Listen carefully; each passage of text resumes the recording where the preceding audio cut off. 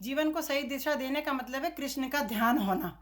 तो अगर अर्जुन के संरक्षक और सारथी कृष्ण नहीं बने होते, उनको कदम कदम पर उनका उपदेश नहीं दिया होता, तो अर्जुन के लिए बहुत मुश्किल था उस युद्ध में विजय पाना, क्योंकि उसके सामने इतने सारे प्यारे खड़े हुए हैं। उनके जब तो पूरा आकंठ डूबा हुआ है अपनों के प्यार में, तो वो उनके खिलाफ शस्त्र उठा ही नहीं सकता।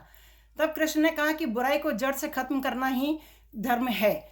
अगर तुम नहीं मारोगे कोई और मारेगा, इन्हें तो मरना ही है। तुम अपने धर्म की रक्षा करो, और अब तुम क्षत्रिय हो, अपने धर्म का पालन करो और इनका नाश करो, मैं तुम्हारे साथ हूँ। ज्ञानी था जिसकी वशीभूत होकर के अभिमन्यु ने, चाहे वो अधूरा ज्ञान था, लेकिन चक्रव्यूह में इन दुराचारियों का सामना करने के लिए उन्होंने प्रवेश किया। वो अलग बात है कि अधूरे ज्ञान के कारण वो बाहर नहीं निकल पाए, और उनके कारण ही उनका जो कुछ है वो सबको मालूम है।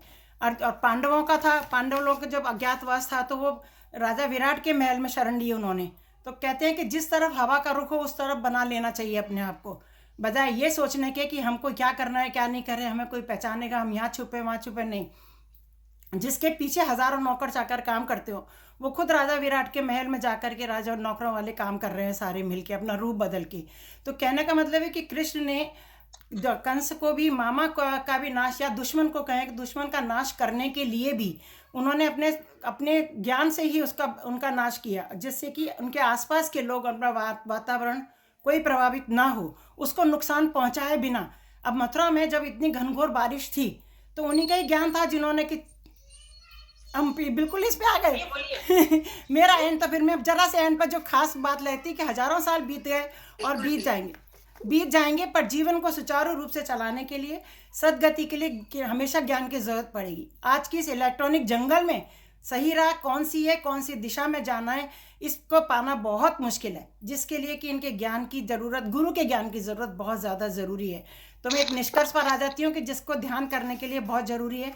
तो एक अंत में एक लाइन थी कि कृष्ण की नैया में सवार होकर, भगवत गीता की पाल लगाकर जीवन रूपी सागर को सहजता से पार किया जा सकता है। अपने मैं यानी कि ईगो के अंदर घुस के आप अपने मैं को पहचानिए, तो आपको ज्ञान रूपी सारे चक्षु आपके खुल जाएंगे, जो कि गीतात्मक कवच का काम करेंगे।